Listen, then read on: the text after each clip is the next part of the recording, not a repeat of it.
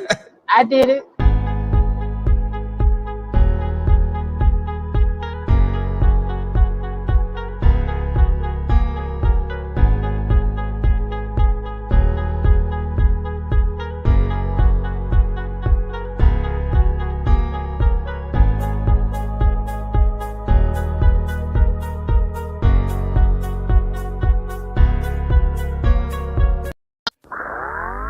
I'm a simple man, don't want a complication. Complication. People wanna, people wanna, people wanna, people wanna complication. People wanna, people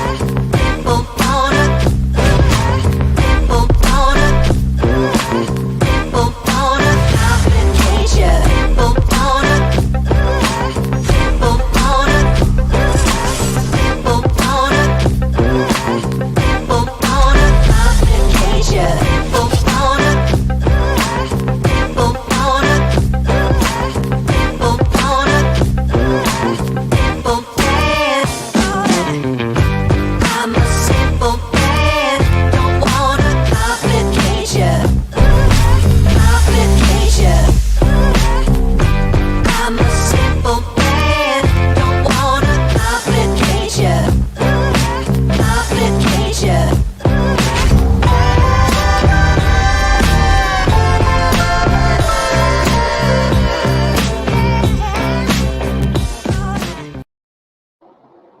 All right, we're live. What's up, CK? What up? What up? Let's do this. Well, you know what? We got a hell of a topic today. We got a whole bunch of things that we're going to be talking about. We're going to be talking about the news article that came out, I believe it was yesterday, regarding the young woman that, well, not the young woman, the mother that got shot by her son in Manhattan. And we're going to also be talking about relationships, as we always do, in correlation with the level up movement and the sugar baby phenomena. And we're also going to be talking about the Black family and children. So we got a lot on the table for you guys today. We got a lot of ground to cover. But first, it is Wednesday, January 27th, and it is 9:22 in Phoenix and 8:22 in Vegas. How you guys doing? Hey, All right. I have a lot of mixed emotions about this topic that we're going to be talking about today. I get angry every time I think about it. Do you have the actual video footage or just the article? I have both, so we can play the video whenever we're ready. Okay, yeah, because, to me, this has nothing to do with this happening in Manhattan. I do understand that New York has had some issues, quite a bit of influx of violence against Black women because you had the Black woman, of course, in Harlem that was assaulted by Black men when she was at the convenience store. So, it does seem to be an issue, coming out of New York with the violence. But this is everywhere, guys. And everywhere where there happens to be a poor Black community is where this is happening. So, if you're in an environment where it is acceptable for women and children to be preyed upon, then this is the result that you're going to get. And I have been banging on this for a very long time. The environment doesn't have anything to do with single mother. It don't have anything to do with two-parent household. It has everything to do with providing a stable environment for your people in your community. And the men are the one who drives whether or not the environment is going to be safe or unsafe. But you know what? Without further ado, what's up, TT, Kolja Malik? I see you two down there in the audience. And as everybody begins to trickle in, if I didn't get anybody, I'm going to get to everyone soon. But CK, did you have anything to say before we get deep into this? It's always a very sad situation when a child does harm to a parent, because there had to have been some type of breakdown, some type of issue, and hopefully people didn't see warning signs and kind of made excuses or looked the other way. So it's a very sad story, but we have to be objective, especially with the current state of things. Absolutely. And who is this? Youngling Jr. says this is crazy. They just talked about this too. Yeah, I believe everybody's going to be jumping on this topic because it's crazy. It's becoming a phenomenon. And just because these were black immigrants, and make no mistake, they were still black immigrants in a predominantly poor black area. And the reason why I'm putting emphasis on the environment that these immigrants were in, the environment dictates whether or not the children, the women and the children are going to be safe. It's the environment that these people are being brought up in. But you know what? I'm not going to continue to repeat myself. I think we all got it by now. But go ahead, CK, and let's play the news footage, and we're going to go ahead and read the article as well. All right, let's go around the web.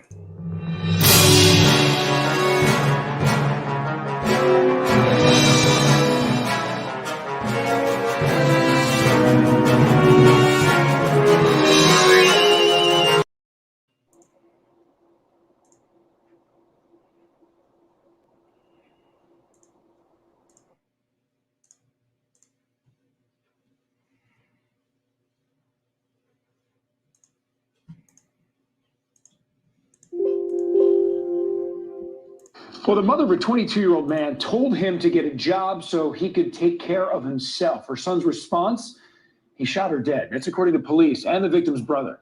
News 4's Gabi Acevedo is live outside the scene in East Harlem now, and he talked to distraught family members about this. Gabi.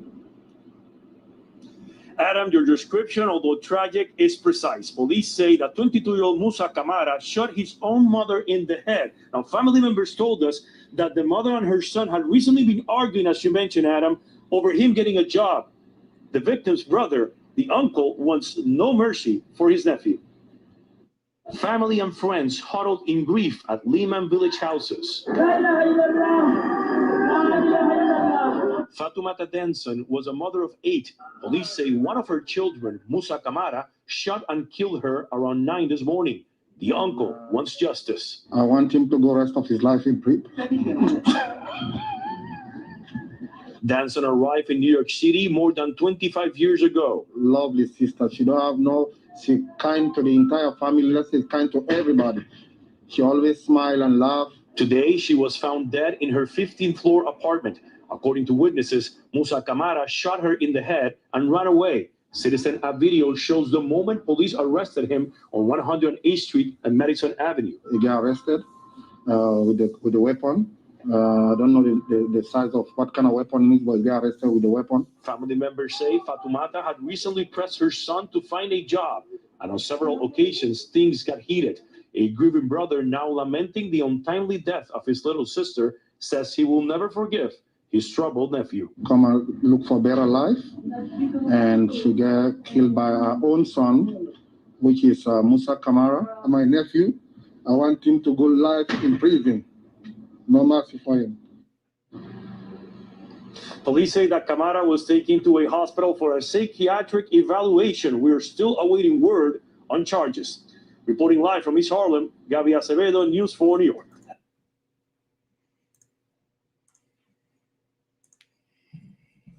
Yeah, very right. tragic. Yeah, this is like Rudin said, and shout out to Rude in chat. He said this is really bad, and I agree. This is bad, okay? Because, and this goes back. Remember that live stream that I did maybe a month ago, CK, when I said the Black community expects Black women to take care of the children forever. You remember that? I do. And I remember people scoffing at me, talking about you can't just throw the kids out on the street and all this other stuff. No, it's not about just throwing the kids out on the street. Now, if you have a child at home and they're in school, they're going to trade school, so you know that they're trying to, get themselves together, learn a trade so that they can, become productive members of society, be stable and stand on their own. That's one thing. But if you got an adult child living at home, I mean an adult child, this is past 21 years old. That's a whole damn grown ass man or woman. So when exactly should mama stop taking care of these grown kids? Especially when they have expressed to you that they don't want to go to school, they don't want to learn a trade, they don't want to work. Like in this instance right here. Her son is 22 years old, and the mother is telling him to get a job. And yes, I know this is the COVID pandemic and all of that, but please believe that is not an excuse. Okay, my child, for instance, even though this is COVID and there are limited opportunities, she has managed to get a job at Chase Bank. But before she started working at Chase Bank, she was doing Uber and Amazon and Lyft and DoorDash. See, in this new age of you being able to just download a work application on your phone, you can actually work for yourself and bring in money. But it's no excuse to just lay up and say, I throw my hands up, it's the pandemic, mama take care of us all. Because see, what if mama was just as lazy and trifling as all of you? What if mama threw her hands up and said, hey, I don't want to work either? Who gonna take care of everybody? See, it's okay when everybody want to throw their hands up and just put it on mama though. Mama's supposed to be the goat for everybody, but we don't expect to pull our own weight. You have anything to add to that, CK? Yes. So we have to understand that we have the children and we do our best to raise them. Once they're adults, they have to learn to adult. So kicking him out, nothing wrong with that because it's her place, not his. He's not contributing. He's a mouth to he's always been a mouth to feed that she's taken care of. And as an adult, he has more of a mouth to feed. And if he's not working, what is he doing all day? He should be looking for work. And so Rebecca Philanthrope says, I don't agree for the mom to kick him out, make him get a job or kick him out. Half of the stores in New York City are closed down due to this pandemic. Top that off with him being a black man, he won't get hired. And that's just it. He's an adult, so if he can't get work in the entire New York City, he should be leaving and going somewhere else because he has to become a productive member of society. And her asking him to get a job and his reaction to take her life, no matter how that part right there. No matter how she talked to him, no matter what she said, it's her place. He has to learn to adult, and we have to draw the line that we have to be on our feet on our own and ready, whether we want to be or not. And here's the thing. Now that mama is gone because you done killed her, now you really got to get a job. So now you killed your mama for telling you that you got to make it on your own, get up on your own 2 feet. Now you in jail. When you get out, mama gonna be gone. And you gonna still have to take care of your ungrateful, grown black ass. See, this is the other thing too about black women that I don't like. We sit up here and we overlook the violence done to black women and children because we got so much sympathy for the black man. But where was this boy's sympathy for his mother when he shot her in the back of his head, of her head? Where was his sympathy for his mother when he see her getting up every day and trying to make ends meet for everybody in the home? Where was his sympathy for his mother? You know, I can't with you male identified women.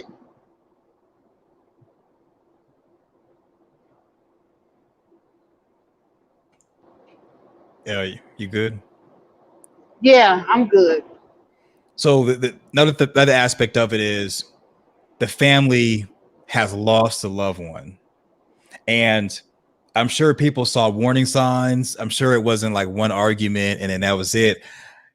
I'm sure she was telling different family members about his behavior. People were witnessing stuff, and the fact of people making excuses, looking the other way, as opposed to as a family and as a community being active to understand that this guy has issues, is part of the reason why she's no longer with us. Because even though he pulled the trigger, the people who make excuses, the people who are going to blame it on some type of system, you could do all that. That sounds good. But when it boils down to it, we're all in this together. And with us all being in it together, we have to understand that we, especially we as men, our community is the way it is or is not based off of what we do and fail to do. And Chaz B98, thank you for pointing this out, sis. I was getting ready to, because Rebecca is saying a kid that age. This is not a kid. This is a 22-year-old adult man. Black women, say it with me. A man, not a kid. A man.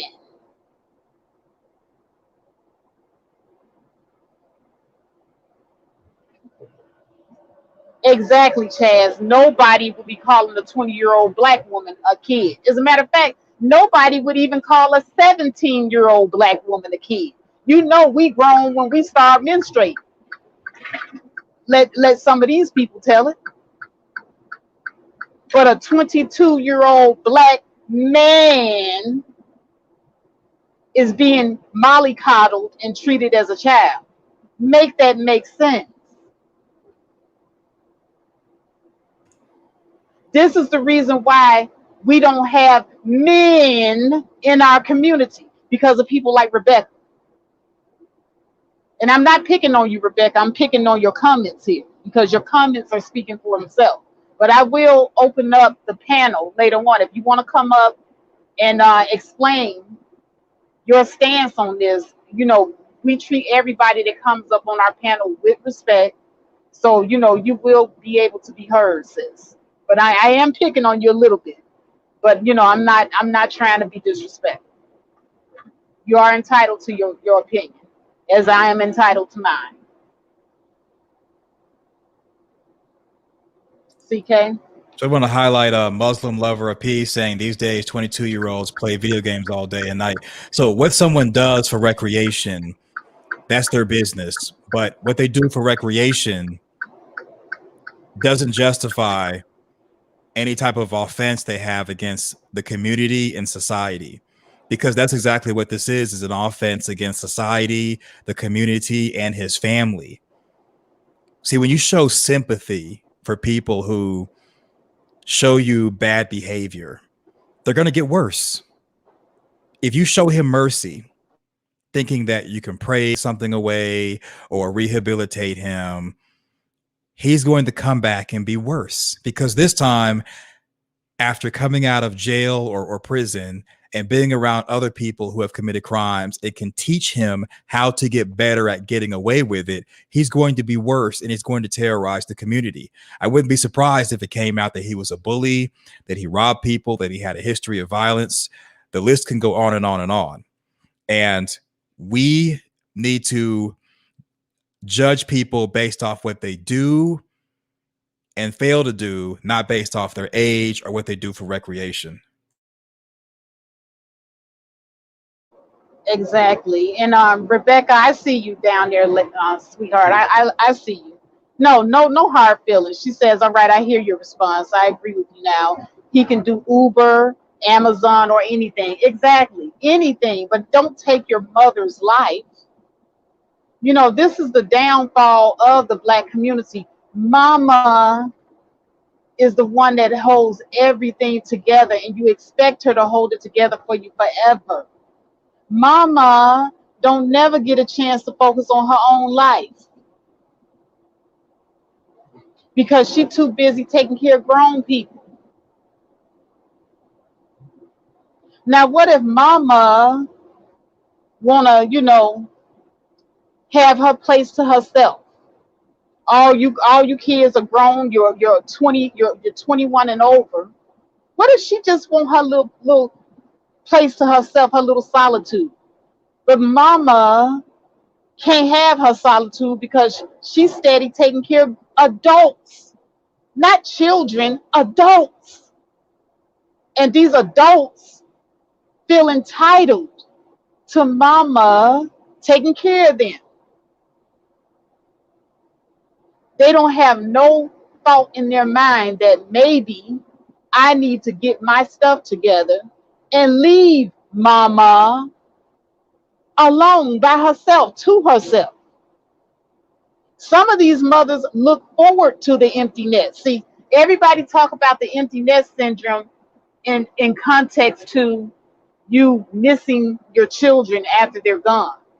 But nobody talks about the frustrated parent that's sitting up here looking at their 27-year-old that won't get the hell out of their house. I think in Oklahoma, there was actually a case where this woman did have to sue her 34-year-old son so he can get the hell out of her house.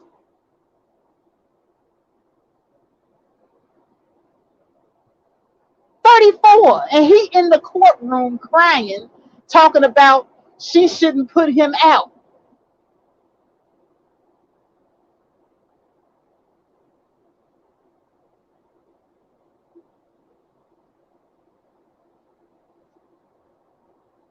Princess Rescuer says, I am actually 27 and live with my parents, but I have 2 jobs and help out immensely. Exactly, but you're working and you're helping out around the house. And then also, I'm not saying that, because I don't never try to tell anybody what to do in their home. Now, if your mother or your parents are cool with you being there till doomsday, that's good. But there are some parents that will say, hey, you got to work or get the hell up out of here. And I ain't mad at them. Or there are some parents that say, hey, you got to work and be trying to get the hell up out of here. And I ain't mad at them either. At any rate, any grown adult child, save for the fact that maybe you're in school or learning a trade or something like that, and you're trying to save money while you're going to school. But other than that, you need to be trying to get your own stuff. Period, point blank. I did not want to stay in my mama's house because they had rules. I wasn't trying to be restricted like that as an adult. As an adult? Hell no. But CK, did you want to weigh in on that? Yeah, because they're saying that there's 8 other children and now they're motherless. That's another aspect. But so for Princess Rescuer, just out of curiosity, why do you live with your parents and you're 27? Just curious, since you introduced that. But I don't really have anything else as far as this one. If you want to, we can go to the next one.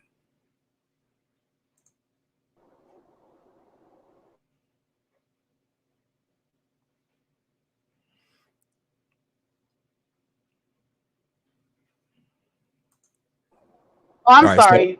I'm sitting up here messing around. No, I don't have anything else. My whole thing is it would have been easier for this young man to get a job and take his mother's life. At the end of the day, that's the takeaway that we should pretty much look at this as. This was senseless. It was cruel. It was hateful. It was disgusting. And this is pretty much what it looks like here in American culture. Now I know that these people are immigrants, but once again, the environment. This woman was here for 25 years. So that means that her son grew up in American culture, right? Right. Because he's been here 25 years. So in the culture and the environment in which this boy grew up in, he grew up in a culture where he sees that it's okay to be disrespectful to women and that women are virtually unprotected. And we see that New York especially has a big, huge problem with violence against Black women. So it's the environment, environment, environment. Anybody coming up in here talking this, oh, they immigrants and all this type of stuff. No, that woman has been here for 25 years. That boy is 22. He spent all his life in America. So this is an American issue.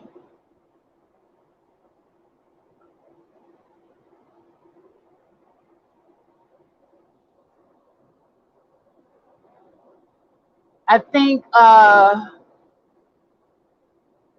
no, this is Rebecca. She says, all right, let me elaborate why I said what I said. I'm 30 years old now and work as a nurse.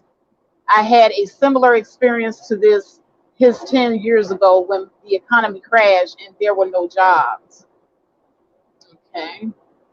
Rebecca also says there were days when my mom threatened to kick me out if I didn't get a job when I was actually in college and out there applying, getting rejected.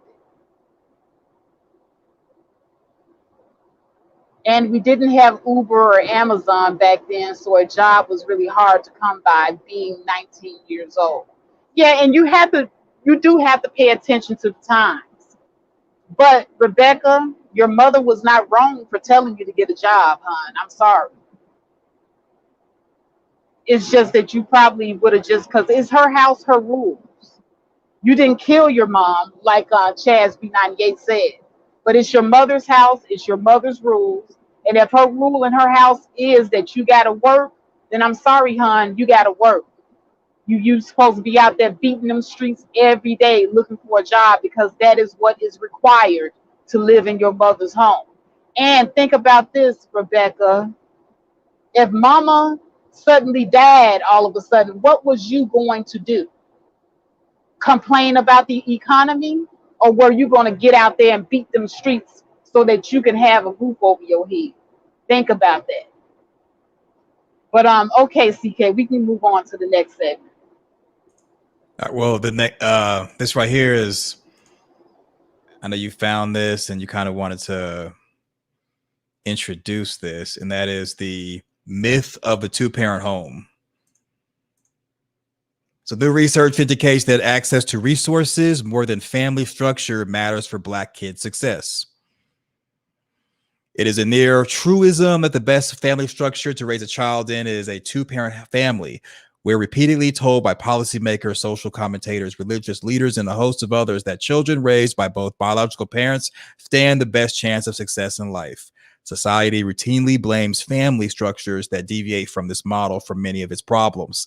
Just think about the last time you heard someone use the term broken home or a single parent household to explain the misbehavior or misfortune of a person in your social circle.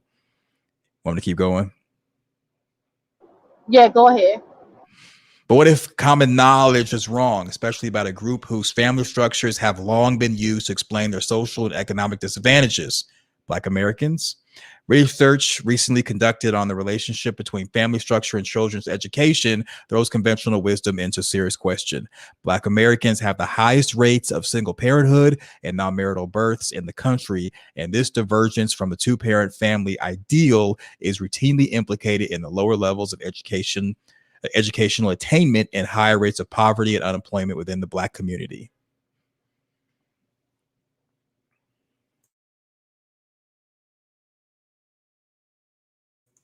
Proceed. Well, in short, I just want to summarize real quick. Now, this article is talking about the myth of the two-parent household, okay? And basically, what this sociologist and this professor has found is that in comparing ourselves with other groups, it is folly for Black people to compare our two-parent families to everybody else's two-parent families. And the reason why is because our Black families do not have access to the same resources and the same environment as other groups. And that goes back to what I was stating earlier about environment. Because you can have children growing up in a two-parent Black household where both of the parents are poor and still living in a very dangerous and violent community, and going to schools where the children are exposed to the environment of a dangerous environment. So having both parents in the household is not going to stop the fact that we need a stable environment. A lot of times in poor communities where you have poor parents married to one another, there is a lot of domestic violence in those homes, and there is a lot of dysfunction. So just because two parents are there does not mean that the child is in a stable environment. And so when you separate the Black children who are in two-parent households from white children that are in two-parent households, you start to see the disparity because of the poverty line and also because of the environment that our children grow up in. So majority of the stats, when they talk about children thriving in two-parent homes, they're talking about overall. They're not just separating it by race, and they're not separating it by income. They're talking about overall. So we're being lumped in with every group. But when you separate our two-parent homes from everybody else, our two-parent homes are just as bad as the single mother household. So Black people, we are going to have to start putting our sociologist hats on and utilizing the data to figure out and pinpoint the areas where we need to make adjustments. And seeing how when we separate our two-parent households from everybody else's and finding out that there's no difference, then we got to take a look at why that is. Resources and the environment in which our children are being raised is the big difference here. CK, did you want to add to that? Yes, when we do want to do a comparison, I think it's best to compare our current environment from like a year or years ago to how it is now, to be fair. Because just like what Faith was saying, it's kind of apples and oranges, especially since a lot of Black communities don't have access to things such as funding. Sometimes law enforcement does broken windows policing in Black neighborhoods to meet their quota, thanks to the 1994 crime bill. There's a whole host of different things that puts Black people at a disadvantage. And as instead of making excuses and saying, well, it was me, we just have to understand that when it comes to looking at improvement, that we should compare our communities to how they were decades ago or years ago to the current state, to know if we've improved or if we've declined. Exactly. And see, before we sit up here, because I know sure as shit stinks, it's going to be somebody running up in here comparing 2021 to 1978, when we had more Black people married. But also look at the environment of 1978. That was before the crack era and before all the gangs. So the environment, once again, I'm going to keep banging on it, environment was completely different back then too. So it had nothing to do with the fact that more of us were married, but it has a lot to do with the fact that there wasn't too many of us on drugs. It wasn't too many of us out here banging. So our children back then had more stable environments. So if we get rid of the environment of drugs, violence, gangs, then the children will be able to focus better on their education and becoming productive members of society, regardless to whether they're being raised in a single parent household or a two-parent household. The environment plays the all important role here. And and we as men need to understand that the community is what we make of it. So if you want a better community, you being a leader should go out there and lead by example and make it happen.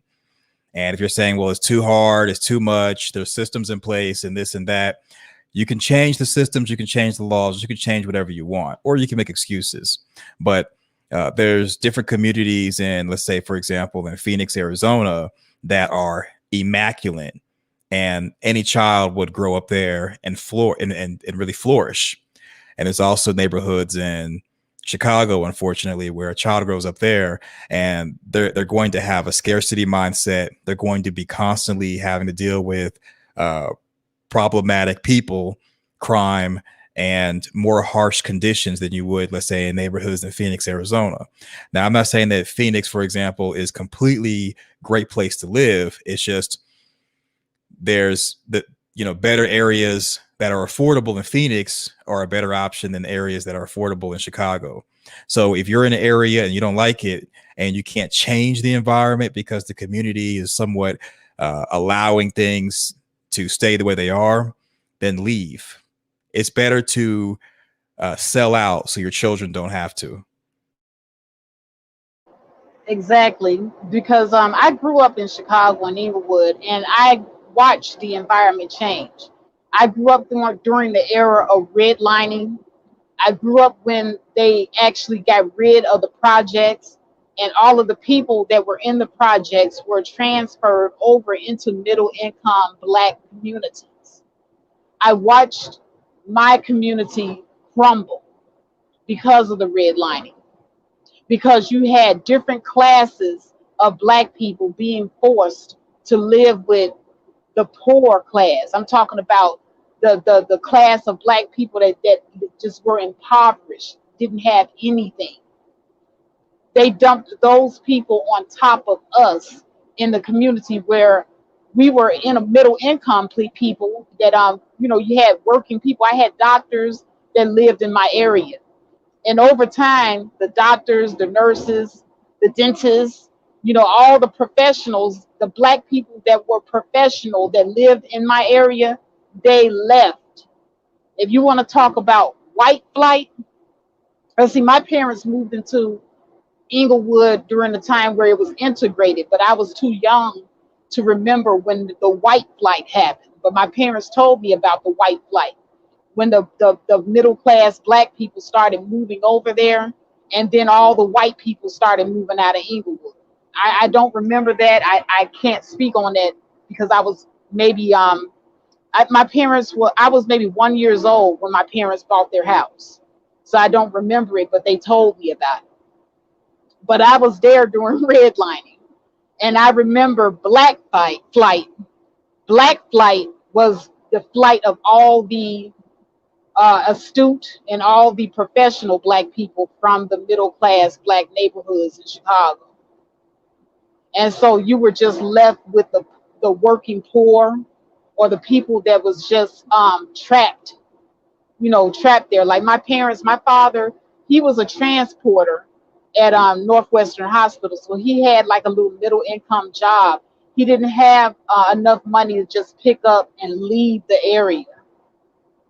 When he bought his home, he was proud of it. And so he had to stay because he didn't have the money to just pick up and leave like that. And so he was one of the Black men who were left behind in the community fighting to make it better.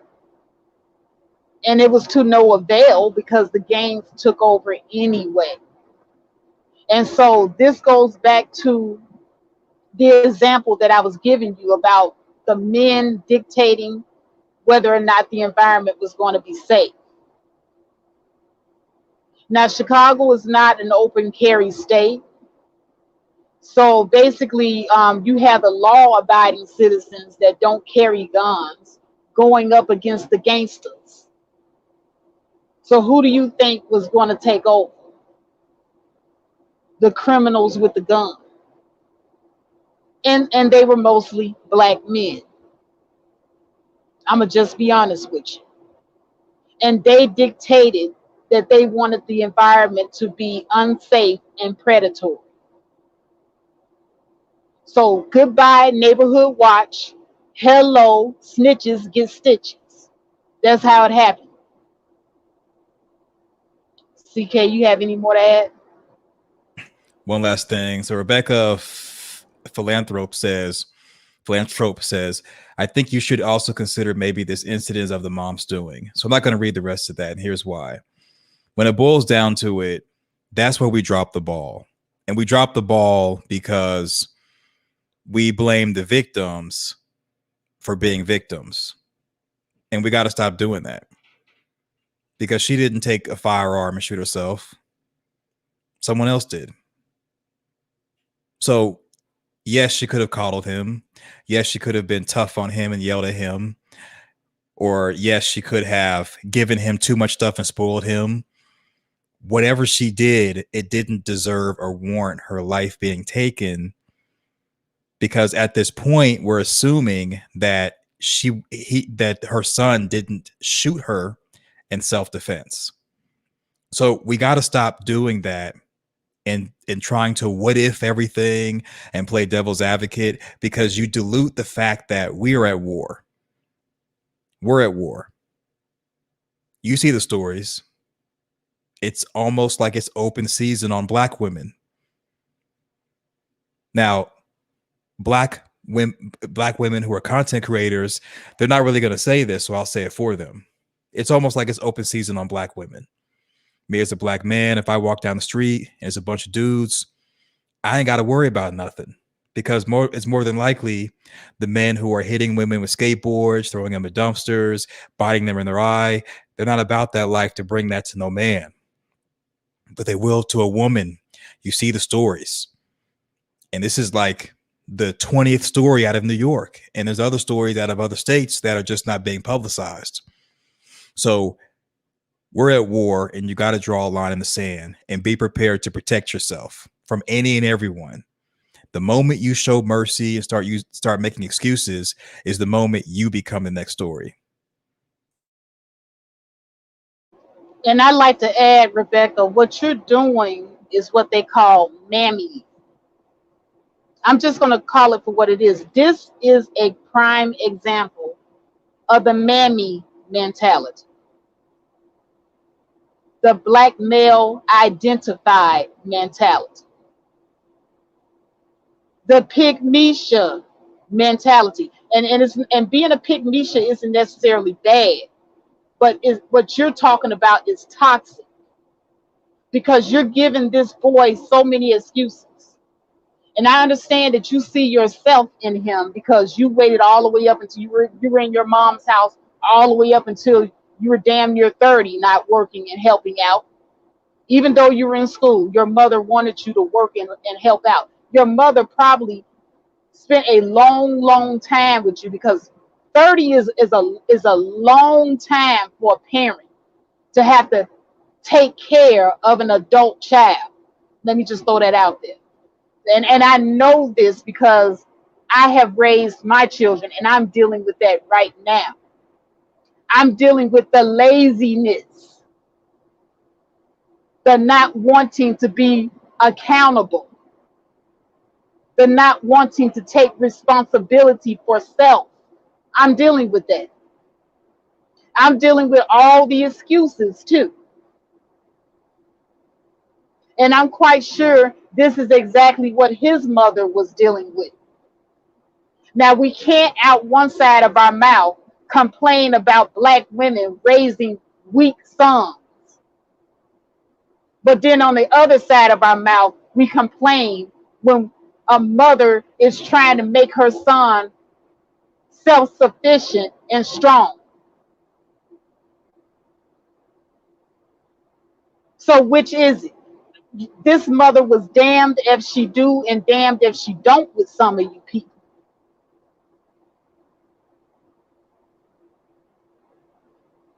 If she didn't make him get up and go to work or didn't require anything of him, she's mollycoddling him.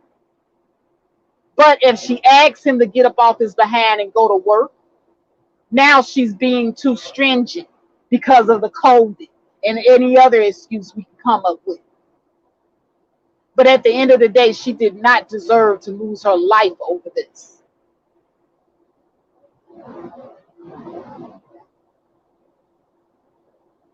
And yeah, I got the part that you said you work as a nurse, but I'm talking about the part that you said where you were living with your mother for that long period of time and not working.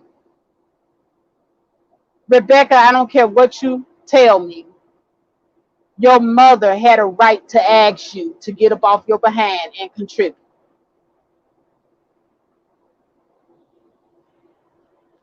CK? I think we're kind of ready for the next part. Yeah, unless you have anything else. No, I don't have anything else for this. All right, so now we're going to go on to more of a what would you do? And this is the dark side of dating and beyond.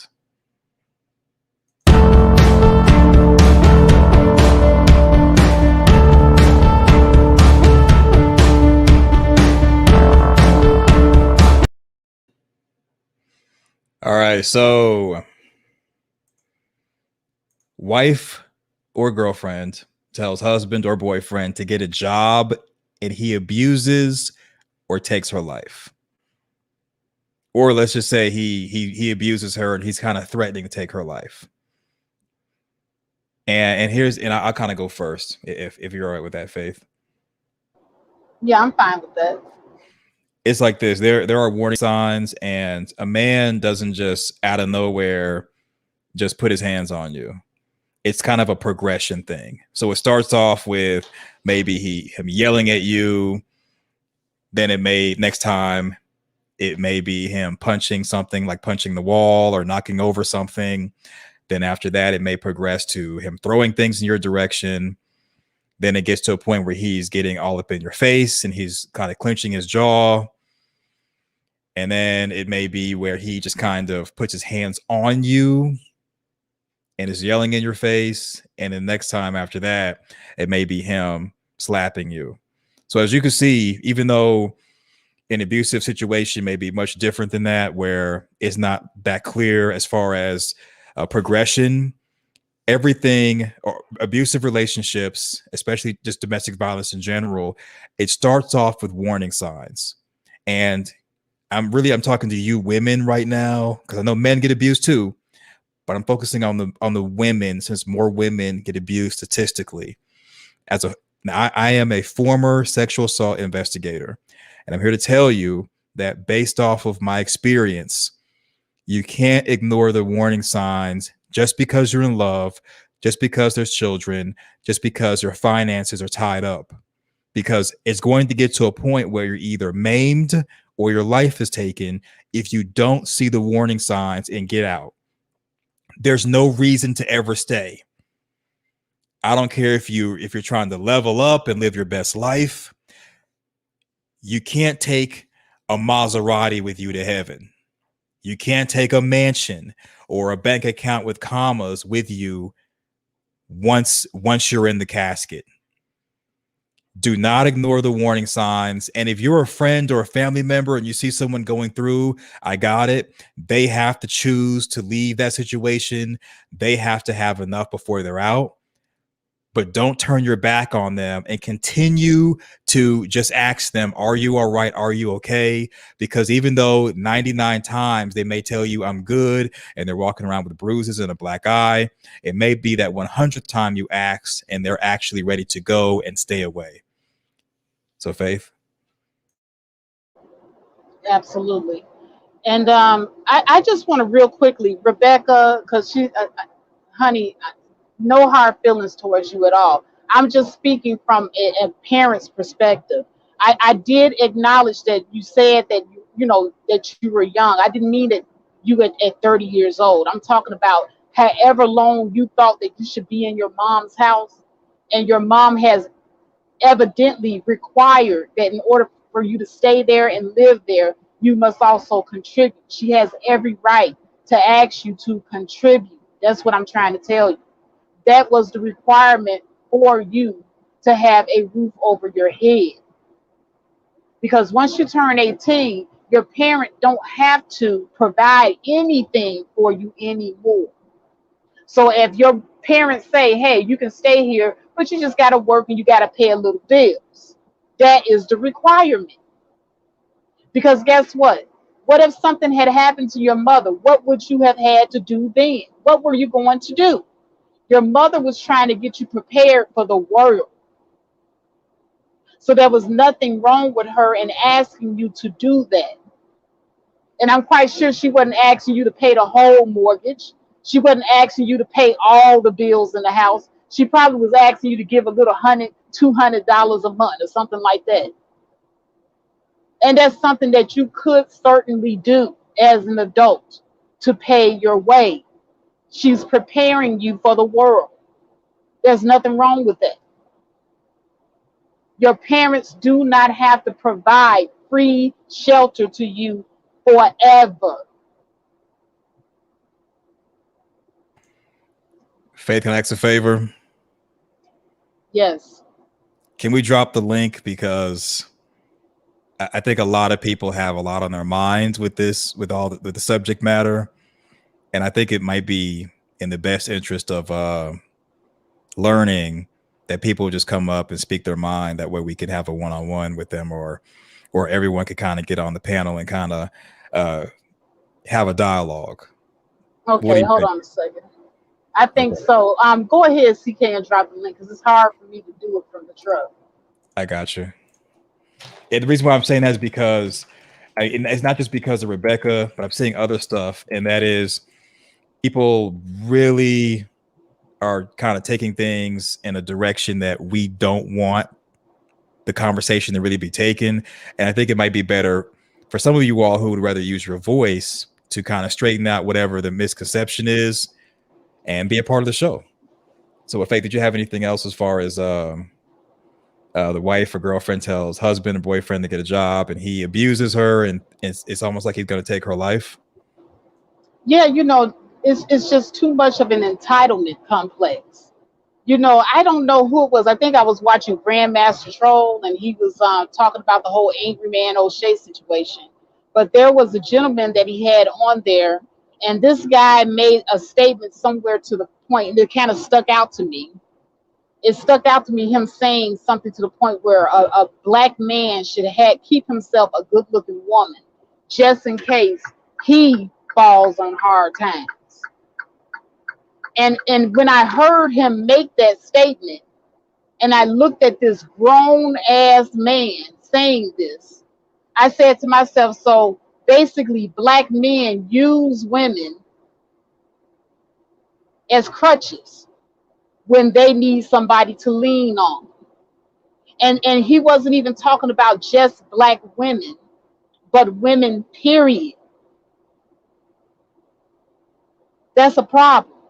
And now you're starting to hear a lot of white women complaining about the same stuff that black women are complaining about. And so it's becoming something that's lingering over into other groups with our men. It's a problem. We got people that don't want to stand on their own too. That's a problem. We got people that are constantly being parasites That's a problem.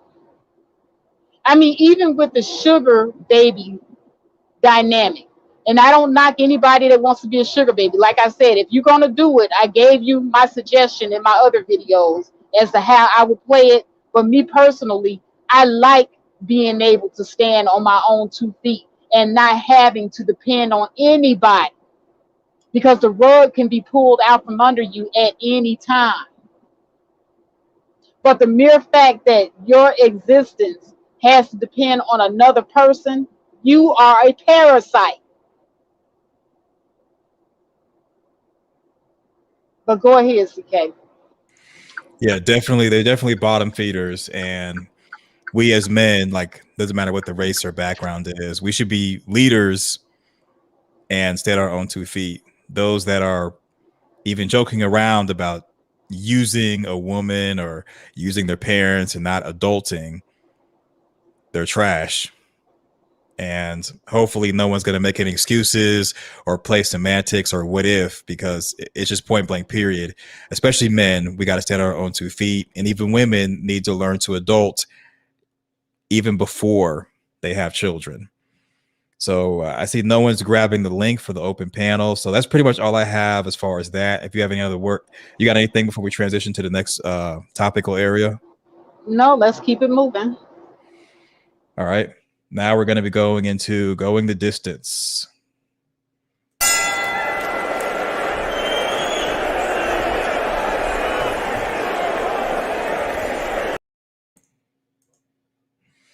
All right. So if you are constantly being approached by men of the same race or background who are abusive or cheat on you, do you throw in the towel and date out, go the distance and keep dating them, or be alone? Faith, you want first swing at this?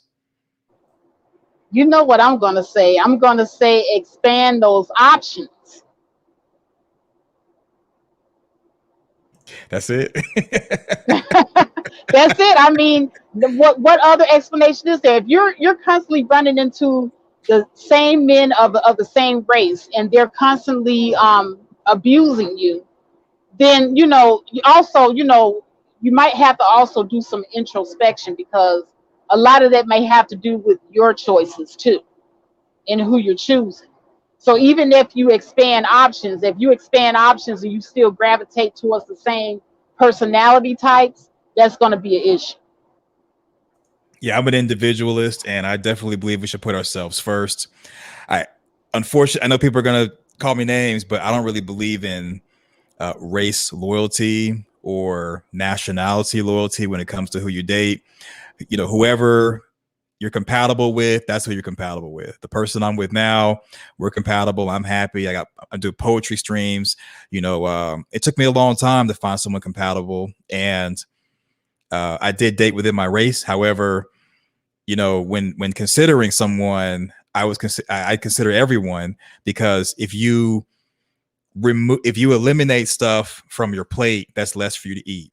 Or put it in the better perspective, when you take pieces off of your side of the chessboard, you got less pieces to work with. So if you all want to limit your options and limit yourself, you're going to limit your ability to have a great outcome, and ultimately you're going to be stuck with who you're stuck with. So I'm all about putting oneself first, being an individualist, not conforming to a collective, and doing whatever you got to do to be happy, even if you're happily single. Be happy. Hold on a second, CK. I want to interject real quick, because Rebecca's down here having a tantrum, and we put the link out here. Rebecca, take the link, come up here and confront me, woman to woman, and tell me what your problem is.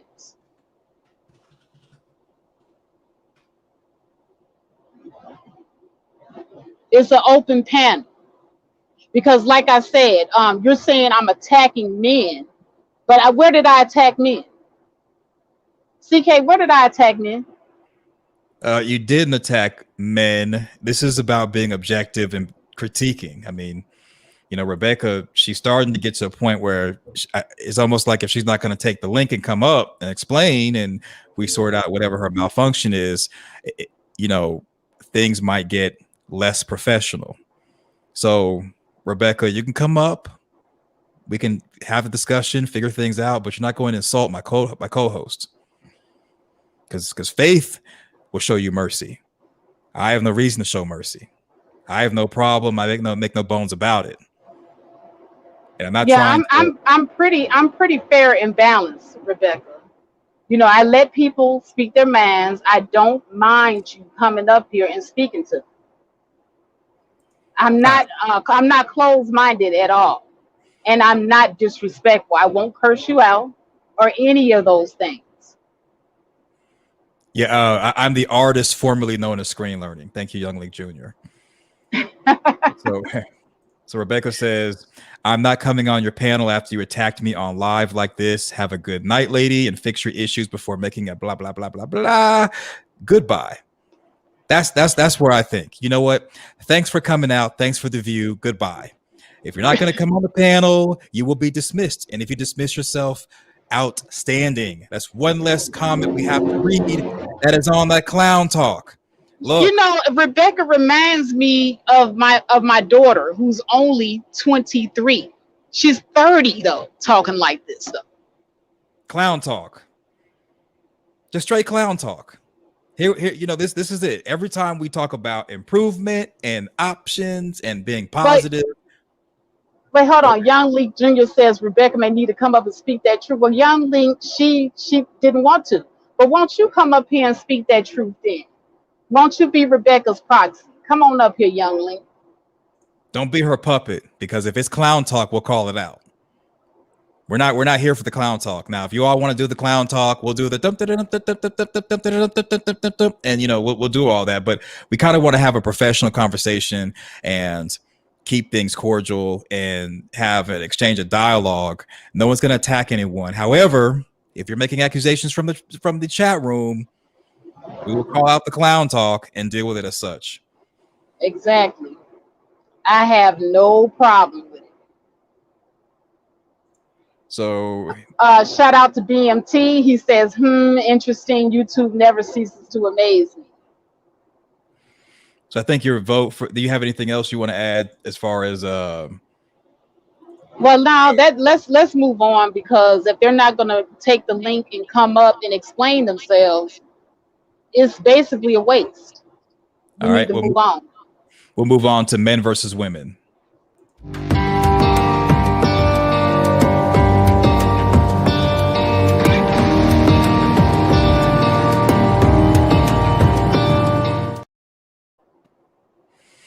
All right, so have Black women given up on being with Black men?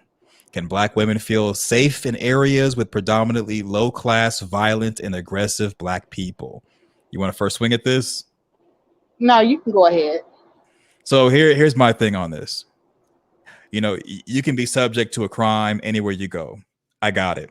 However, I will say this much. When I used to live in the hood in Pine Bluff, Arkansas, I couldn't walk down the street without some type of interacting with somebody who was about that life. And it got worse at night.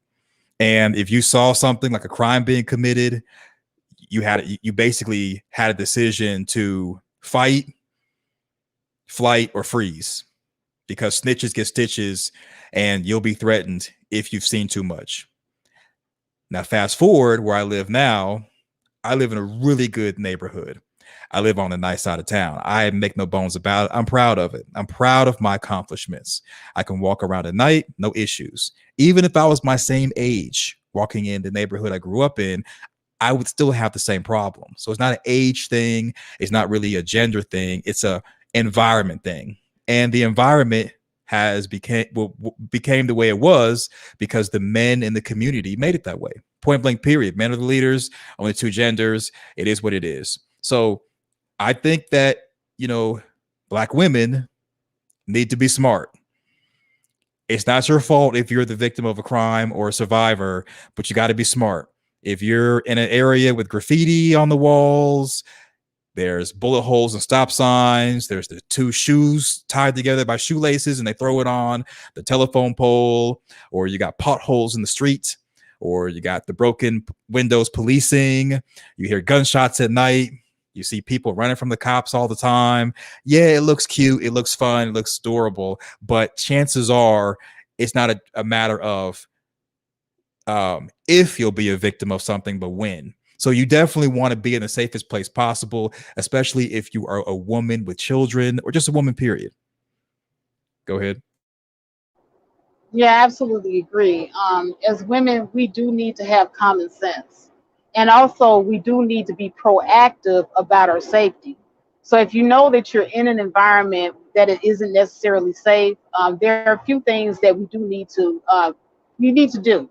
Like, I do understand.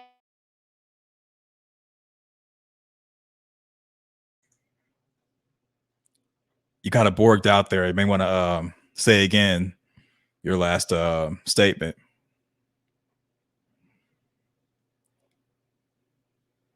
So she may have went through the mountain, and I'm gonna kind of continue to fill up dead air until she gets back. You know, have black women giving up on being with black men? I'm gonna say no, because even though black women come online and talk their talk, when it boils down to it, I don't think it's that much of a problem.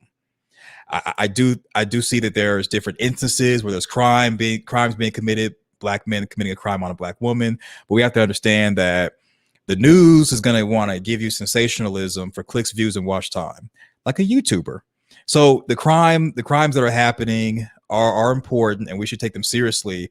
But I don't think that black women have given up on being with black men. I think they're kind of like, I'll still date a black man if he's good or good to me, or he seemed like a good guy. But I'm going to expand my options because I want the best thing for me. And we see it with a lot of conversations dealing with level up, hypergamy, monkey branching, so on and so forth. So now I will say this much. I think that black women should be smarter with their decisions, and the younger they get smarter, the better, because when it gets to a point where you're like 50 years old and all the men who have been in your life have done you wrong, chances are there was a certain point in time where you went left instead of going right, or there's a certain point in time where somebody was trying to have a conversation with you. Maybe you weren't trying to hear it.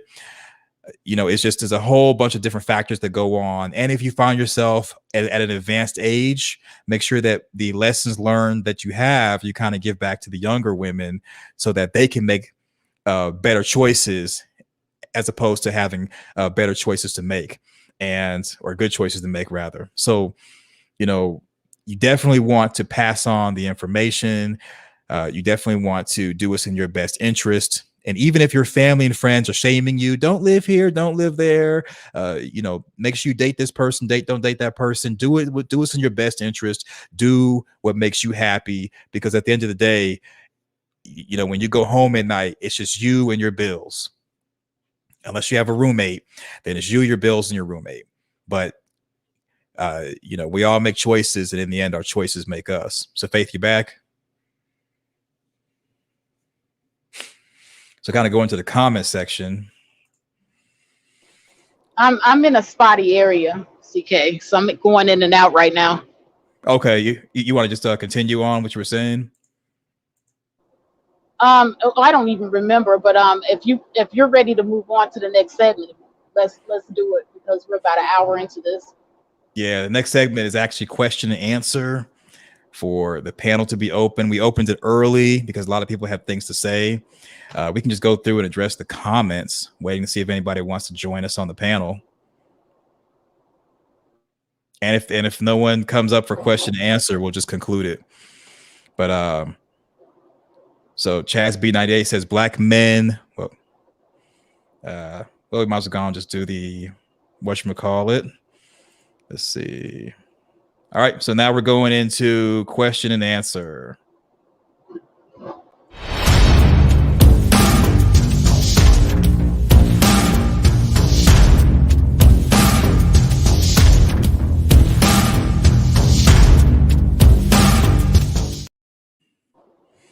All right, I got a comment there from Miss Britt. She says, the thing is, choosing better is to not choose them. What do you think, Faith? Miss Britt is on point with that. To be honest with you, there's like a expectation from black men that black women should choose them, and we have pretty much been obliging them. So they don't have any they don't feel any responsibility to improve themselves for us. And when they do improve themselves, they usually don't choose us. So yeah, choosing better may very well include not choosing them. We might have to expand our options so that we can, get access to men that appreciate us. Because right now we're not being appreciated the way that we should be. It's not reciprocal. I hate to sound like I'm bashing on black men, but it's not bashing when it's the truth. Now, Faith, you did It's a not. report. Hmm. Oh, sorry. Go ahead, finish your thought. No, I'm done. You did a report. You and I were on the panel together. You did a report where when we do expand our options, we increase the net size, we look to the horizon to try to save ourselves, that we usually get with the bottom shelf and lower tier of other groups. So here's my advice. Anyone who wants to increase your options, outstanding. But just know that if you're going to increase your options, but get bottom shelf Brad, no change Chad, and all those other tropes that are lower tier, you're going to get the same thing you've been getting, just they look different than you. So there's no point in getting a milkman because he looks the way you want him to look, and he's still going upside your head. Because the thing is a Pookie and a Ray Ray, educated lame, all those different nice little words that we use, all groups have them. So don't try to convince yourself to continue to swallow a bunch of bad pills just because you're thinking, well, even though the guy I'm with, he's broke, he puts his hands on me, he stinks, but at least he's not a black man. When you have that thought process, you're going to get the same outcome that you've been getting. And that's the reason why a lot of people think they're leveling up, but all they're doing is just walking forward.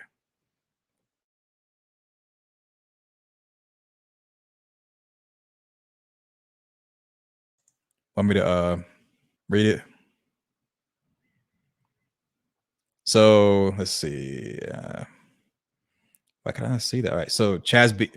I'm going to read it. Or Yeah, I'm sorry. I didn't know I was muted. Chaz B98 makes a very good point. Says that black men will benefit from black women making better decisions. It's a domino effect. Sons benefit when their mothers raise them in better environments. And I agree. I do agree. So if that means taking them out of the hood and putting them in a nice, quiet area where there's no violence, then so be it. Absolutely. I agree with this.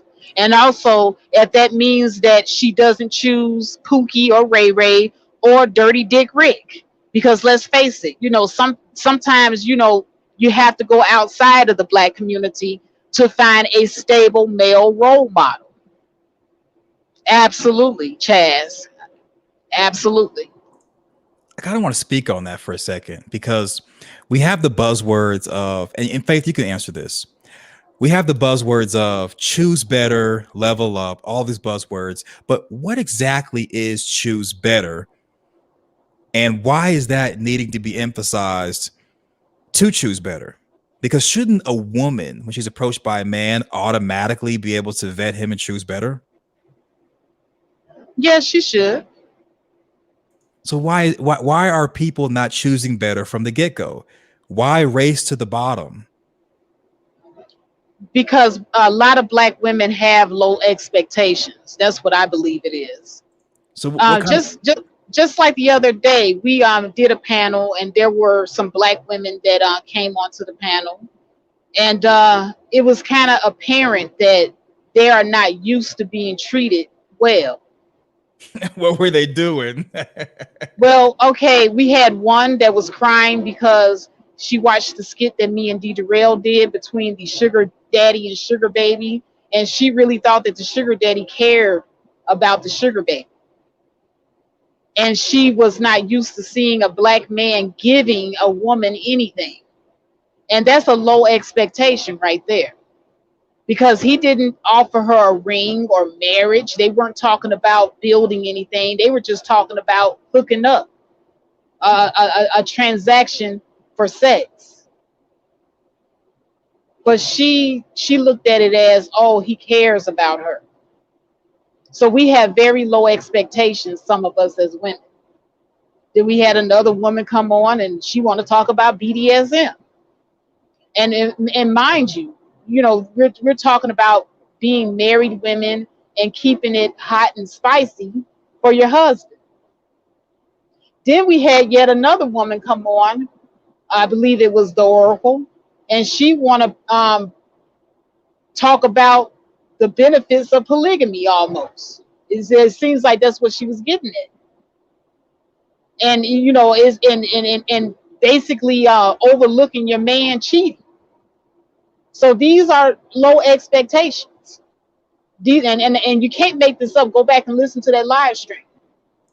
Oh, I was on the panel, but yeah, everybody should definitely go back and check out that live stream here on the Faith Factor YouTube channel. And I agree that I mean, there are some people who are promoting polygamy, especially online. And one thing you don't hear them say is, how can they afford all those mouths to feed? Everybody's like, oh, I want all these wives, all these girlfriends, but how can you afford all these mouths to feed? You only got one income. Even if you make $500K a year, for example, that $500K is going to be divided up by however many girlfriends or wives and how many kids you have as far as mouths to feed. Plus, you need a house large enough for everybody to fit in, or everyone's going to be living in different houses. I think it's somewhat of a disingenuous conversation to just throw out polygamy is the answer, when majority of the time, if you have a hard time being married to one person and you need someone else to be brought in for that one-on-one marriage to work, chances are you're not going to be adding value, but taking value away.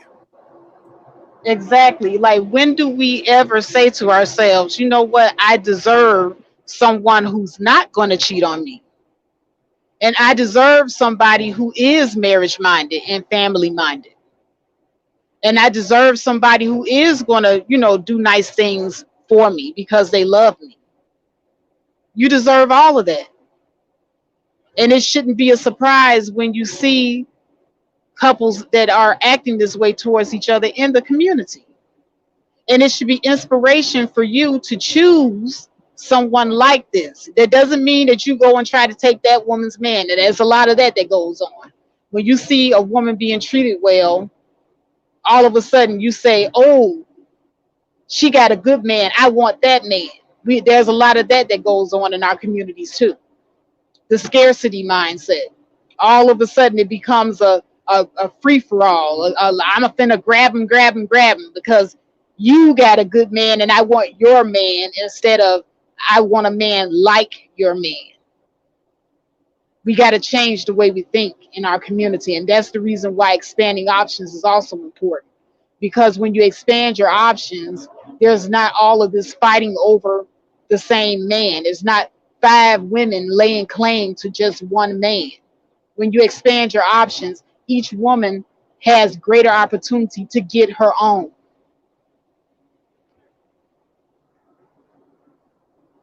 So just to try to address China Hudson, and I don't know if you had anything else, Faith, but to address China Hudson, most do not have a point of reference for what manhood looks like. That might be true. However, we're kind of going over the negative things that men do to women, like be abusive, or get them pregnant, up and leave them, bring home crabs, perhaps intimidate them, put their mouths on their face, try to bite their eye out. Not being able to handle rejection, being upset that your mom wants you to get a job and then you blow her brains out. So that type of stuff is not really manhood. That's just more of a choice.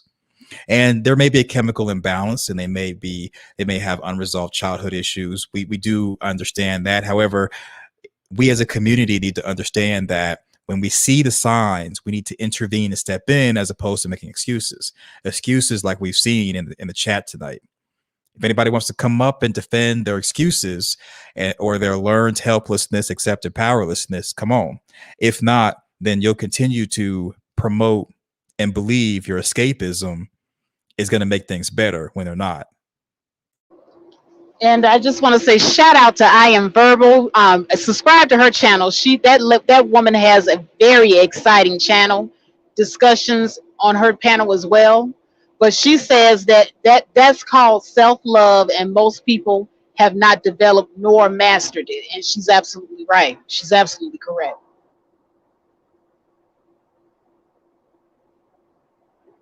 And Chaz B98 says men who want 50-50 should not be talking about polygamy. Exactly.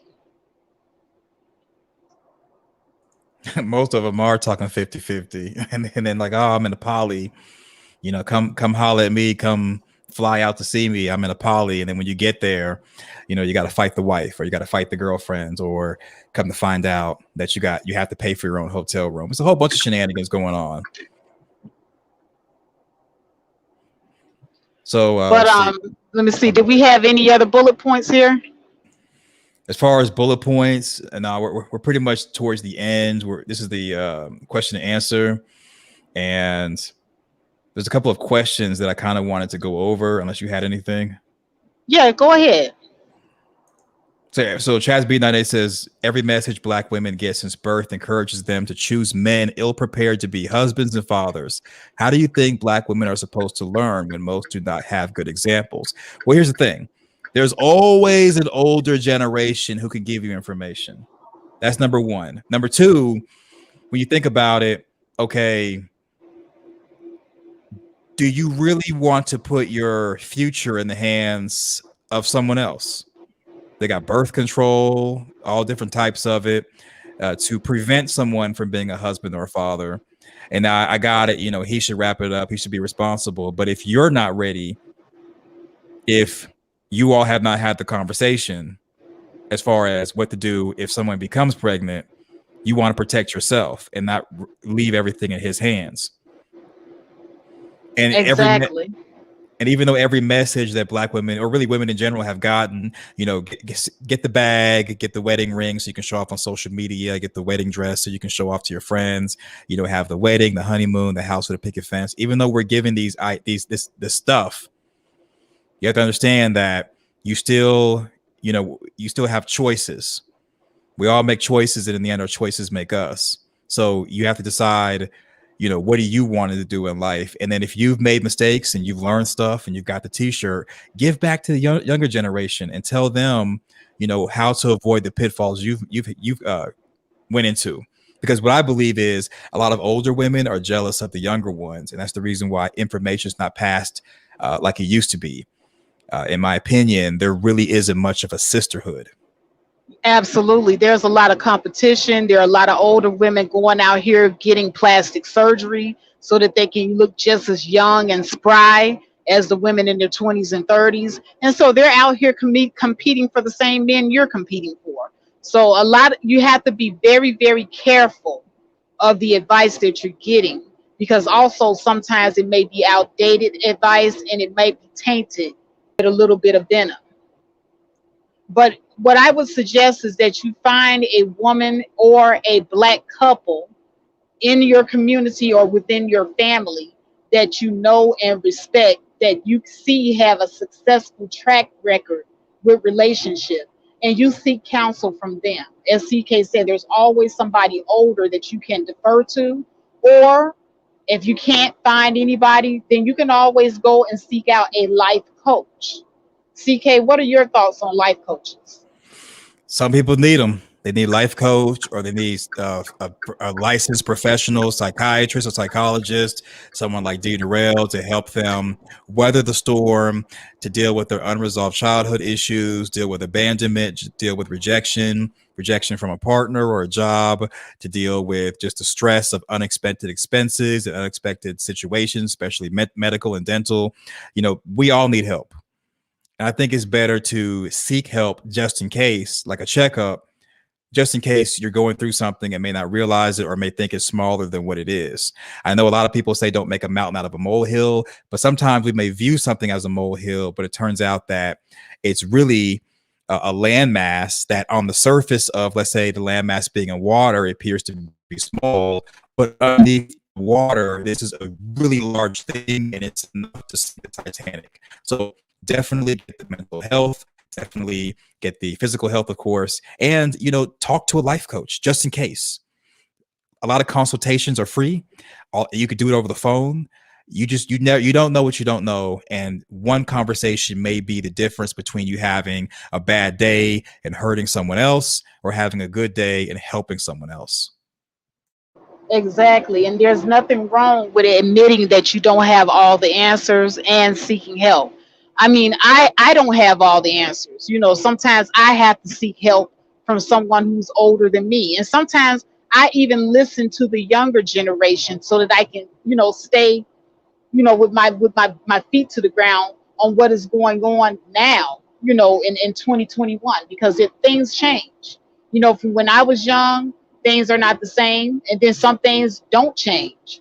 So you have to definitely, be open to taking advice and listening, and keeping an open mind when doing so. I just want to highlight one thing before answering more comments, if it's all right. If you got anything else. No, go ahead. So Michael Israel a while back said poverty breeds crime and criminals. A lot of you all right now live in low income areas, or you used to, and there was crime. Now, right now, I'm speaking to the men. The community is what you make of it. So if you don't want crime and you don't want criminals, you need to seek like-minded people to start to attack, not physically necessarily, but just to eliminate the cancers that are in your community that you see before they become large enough to erode the entire neighborhood or neighborhoods. It's just like cancer on the body. If you notice it on the breast and you eliminate it quickly enough, you can save a lot. You can save a body part, organs, maybe even someone's life. And it's the same way when it comes to our communities. If you see graffiti, yeah, you want to kind of cover it up, but you also want to work with law enforcement to eliminate the cancers in your community. Because when you make excuses talking about systemic this, systemic that, you may be true. I mean, that may be true. You might be right, but you have to understand that it's better to eliminate threats as opposed to trying to work with it. Other people see that this threat was able to do graffiti, rob a liquor store, and not get in trouble. Now they want to do monkey see, monkey do, monkey see, monkey do, and now things are out of control. So yes, poverty does breed crime and criminals, but poverty also can breed people who have a heart that want to stick up and to do the right thing, and ultimately stand up for each other and improve the situation that they're in. All we need is each other. Exactly. And Chaz B98, I agree with her again. She says, I don't think that you can save other people. You can only save yourself, in my opinion. And I say this all the time too, Chaz. The only person that you have control over is yourself. Other people, I mean, you could give advice. You can, kind of lead by example. But there's not much more you can do with another adult. It's the same way, like I was trying to say earlier, with raising an adult child.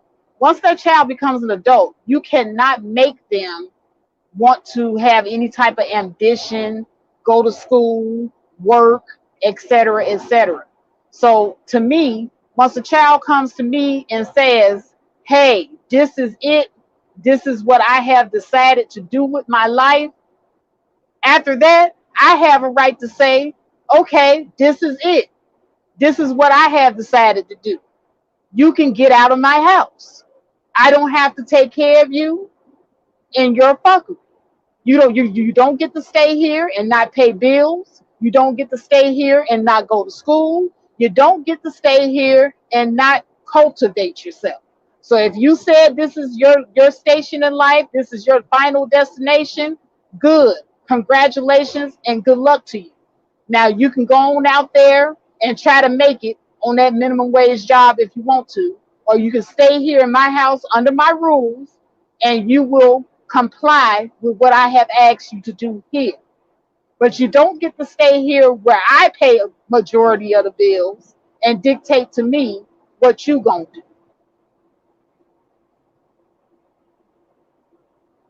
CK? So Chaz B98 said says black. She said a while back, black women were not taught to vet men. Yes, that may be true. However, here's the thing. If the relationship is not going the way you want it to go, then leave. And you do have to put yourself first, even in a relationship. Now, I've said before in my content, your only obligations to your children and significant other. However, if your significant other is doing things that are harmful to you in the relationship, in the household, then you should leave. So we could take all the classes, read all the books. There's no way to be 100% sure when you vet someone. That's the reason why you have the dating process. And eventually someone's going to take their mask off or have the representative go away if you're not dealing with who someone says they are. And even if they're great, but they make a choice to abuse you or harm you or do something like that, believe them when they show you who they are and what they are. And instead of choosing to be in the relationship because so much time has passed or you got your finances tied up or the kids, choose yourself and be safe. Exactly. All right, so we are an hour and a half in. Did we have anything else, CK? Nah, nobody wanted to come up. So I guess we could just close on out. All right. Well, I do want to thank everybody that stopped in, including Rebecca, even though she went off on me a little bit and had a tantrum. Rebecca, you are appreciated. Your subscription was appreciated, whether you stay subscribed or not. I have no control over that, but you are welcome to come again, sis. I am Verbal, Michael Israel. Let's see here, Chaz B98. Who else is in here? China Hudson. BMT, chat, who else? Miss Britt. Am I forgetting anybody? Let's see. Also, Underground Steez, Muslim Lover of Peace. And I saw Sir Senior. I think you already said Miss Britt. I am Verbal. Thanks for coming out. Oh, and Uppity Unicorn, I want to thank you also for coming out as well. I see her in here too. Also, Young Link Jr., thanks for coming.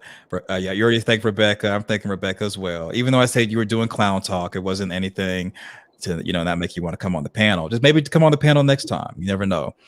Let's see. And it looks like we got everybody. All right. All right. Well, thanks everybody for watching us. I know that we play this late at nighttime, and especially on the East Coast, it's a little bit later. So I appreciate everybody for tuning in, watching, participating in the chat. You all are the real MVPs. Like the video because that does keep me on top, and share us out because that will allow other people to come in and partake in the conversation. Oh, Chaz said, what were the questions? Okay. So let's see. Wife, girlfriend. Actually, you know what? Let me just highlight them. And also, before we highlight the questions of the night, also thank you, Princess Rescuer and Sweet Lady 095. So the questions were going back through. Wife, girlfriend tells husband, boyfriend to get a job, and he abuses or takes her, or he appears he's going to take her life. What do you do? If you are constantly being approached by men of the same race or background who are abusive or cheat on you, do not throw in the towel. Do you throw in the towel and date out, go the distance and keep dating them, or be alone?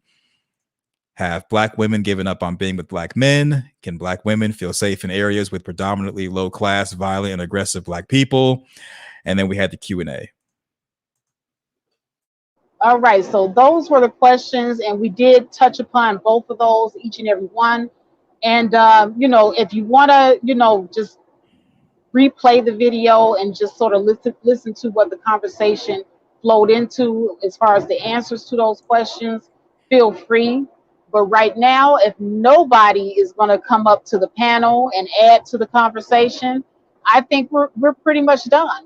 With that, I'm going to have to say peace out and thank you everyone for joining and watching. Oh, about conclusion. CCK, how you gonna have me close out and then you're gonna jump in with the conclusion?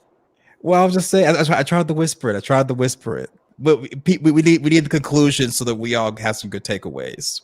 So you can keep You know going. what? I'm going on mute. CK, you just finish out the whole show. Okay. Well, while Faith is going on mute, we're gonna do. She's gonna do a conclusion. I'm gonna make her do it. Conclusion for you. All right. So let's conclude.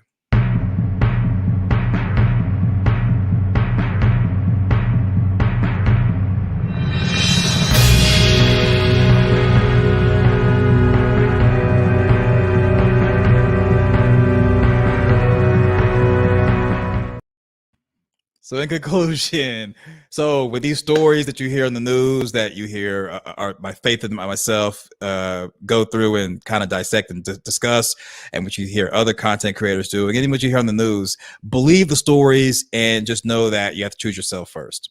I don't know where you live, but have your head on a swivel. You never know who wants to harm you or who's following you, or what have you. Be safe and ultimately kind of look at where you live to gauge, how cautious you need to be, which I think you should be cautious 24/7 and ultimately take care of yourself. So if you are in a situation and you're stressed all the time, every time you get around your partner, you get off work or something and you don't feel like going home to them, or you're always arguing, or you're stressed out about this and that, just know that you can be happily single and get out of your situation and possibly prevent yourself from getting into something that's worse than what you should be in. So definitely choose yourself first. Our hearts go out to the family of the mom whose life was taken, and our heart also goes out to other people who are victims and survivors of all these crimes that we've been covering lately. That's all I got. Okay, and here's my conclusion as well. Listen, black women, you don't have to be the goats. You do not have to be the mules of the community. And when I say this, I say it like this. You do not do your children any service when you mollycoddle them and you don't put an expectation on them to become adults. One of the ways that you prepare your children for adulthood is that you set expectations.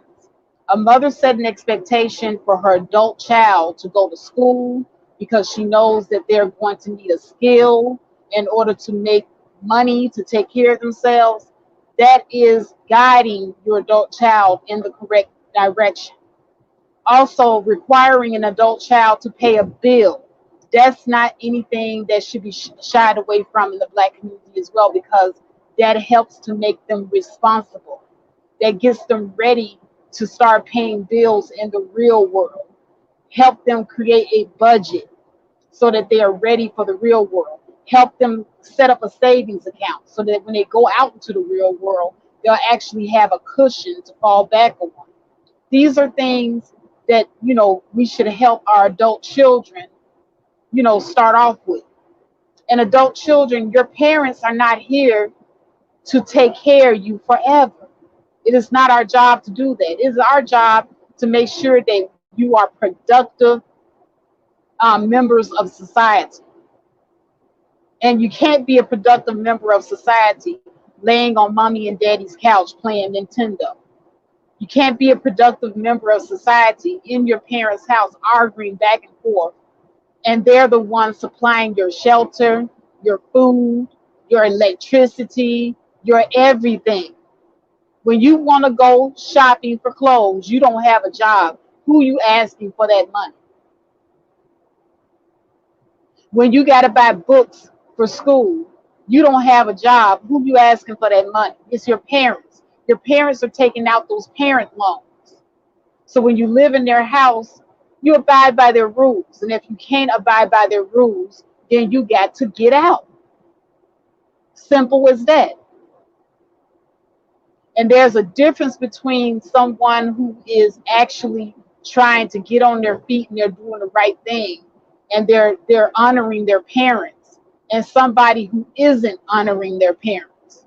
And that young man was not honoring his mother. His mother had a right to ask him to slide into adulthood and get a job and help out.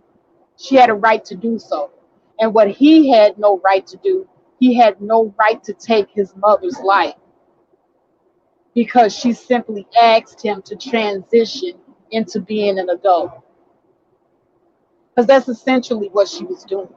She was being a responsible mother, and she was asking her son to transition into being an adult.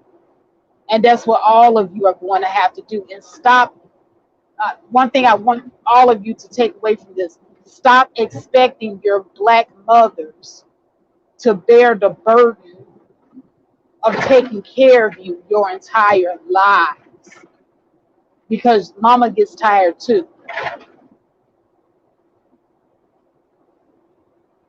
When was the last time you told your mother who took care of you that you loved her and you appreciate her sacrifices that she's made? And I'm talking about if she was a good parent and you know she was a good parent.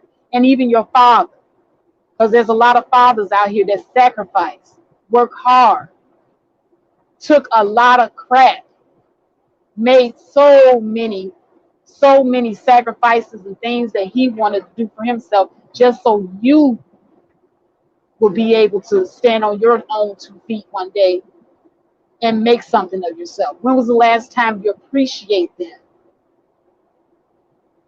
Because I'm telling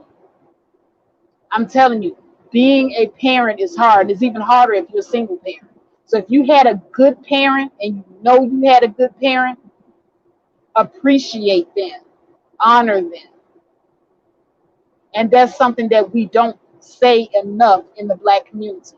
Nowadays, when you turn on YouTube, all you hear is a bunch of Negroes and Negresses that mad at their mama and their dad. And they put their parents down and there is no respect.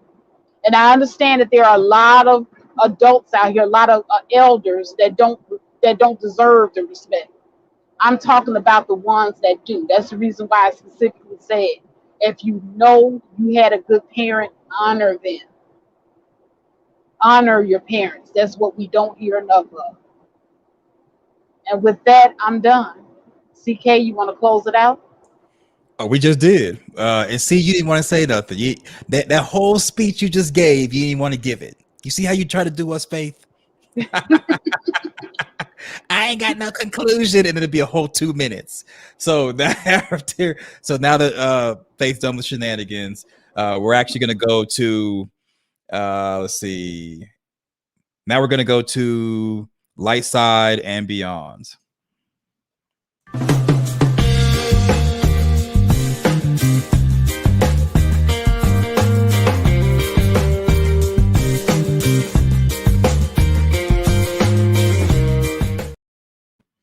All right, just so this is basically the part where we talk about stuff in the future, and here's some stuff for the future.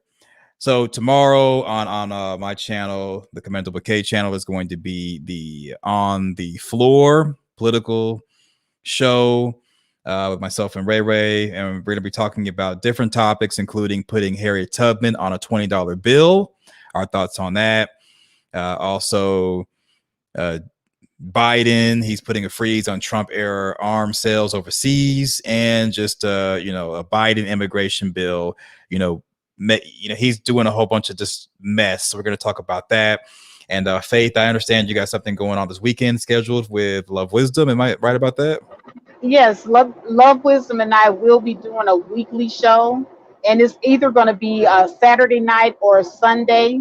So please stay tuned to the Faith Factor. We're going to be simultaneously casting from both our channels, and we're going to be talking about the level up journey.